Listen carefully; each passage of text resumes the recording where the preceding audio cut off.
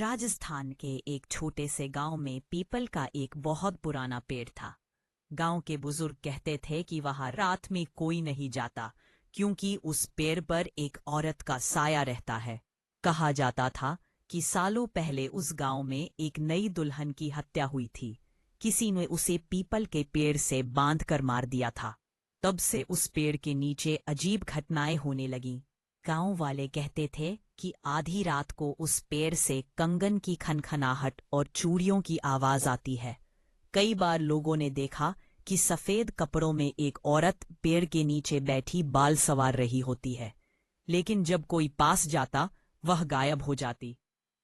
गांव का एक युवक मोहन इन कहानियों को मजाक समझता था। एक रात दोस्तों की चुनौती पर वह अकेला पेड़ के पास गया। उसके हाथ में लालटेन थी। रात बहुत सन्नाटेदार थी। सिर्फ झींगुरों की आवाज आ रही थी। जैसे ही मोहन पेड़ के पास पहुंचा, अचानक तेज हवा चलने लगी। लालटेन बार बार बुझने लगी। पेड़ से पायल की आवाज आने लगी।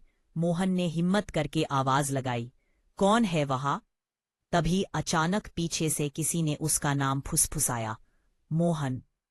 वह पलटा, पर वहां कोई नहीं था। तभी उसने देखा पेड़ की डाल से सफेद साड़ी में एक औरत उल्टी लटक रही है। उसके लंबे बाल हवा में झूल रहे थे और उसकी लाल चमकती आंखें सीधे मोहन को देख रही थीं। मोहन के हाथ से लालटेन गिर गई। औरत धीरे धीरे हंसने लगी। उसकी हंसी इतनी डरावनी थी कि मोहन के पैरों तले जमीन खिसक गई। औरत ने पेड़ से कूदकर मोहन का रास्ता रोक लिया। उसने डरावनी आवाज में कहा, मुझे जिसने मारा था वो सब मर चुके हैं। अब मेरी बारी है तुझे अपने साथ ले जाने की। मोहन ने भागने की कोशिश की, लेकिन उसके पैर जैसे जमीन में धंस गए।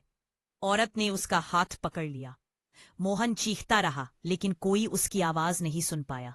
सुबह जब गांव वाले वहां पहुंचे, उन्हें मोहन का जला हुआ लालटेन और जमीन पर उसके पैर के निशान मिले, जैसे किसी ने उसे घसीटा हो।